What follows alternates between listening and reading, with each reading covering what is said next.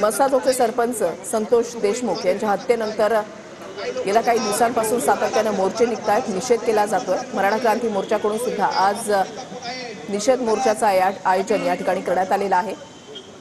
चेंबूरमधली दृश्य आपण पाहताय। आता मुंबईतल्या चेंबूर भागामध्ये मराठा समाजाकडून हे आंदोलन केलं जात आहे। संतोष देशमुख हत्या प्रकरणाच्या निषेधार्थ हे आंदोलन सुरू आहे।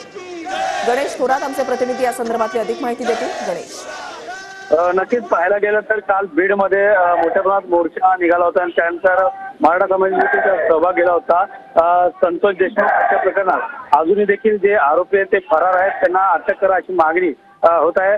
सरकारने यावरती कठोर पाऊल उचलून मोठी शिक्षा देईल असं देखील पाहायला गेलं तर सकल मराठा क्रांती मोर्चा चेंबूर चौकामध्ये इथं निदर्शन करताना पाहायला मिळत आहे।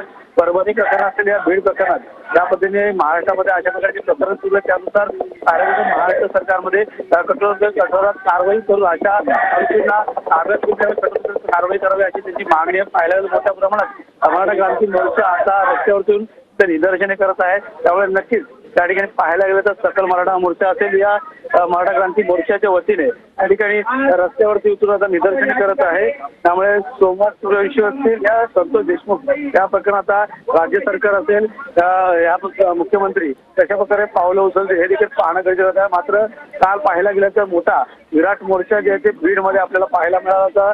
संतोष देशमुख यांच्या मार्गदर्शनाने वाल्मिक कराड यांना मुख्य आरोपी आहेत, त्यांना देखील योग्य ती कारवाई करावी असं देखील या मोर्चामध्ये सांगण्यात आलं होतं। मात्र जे 2 ते 3 आरोपी आहेत ते अजून देखील फरार आहेत आणि त्यांच्या संदर्भात आता सरकार त्याकडे पाऊल उचलण्याची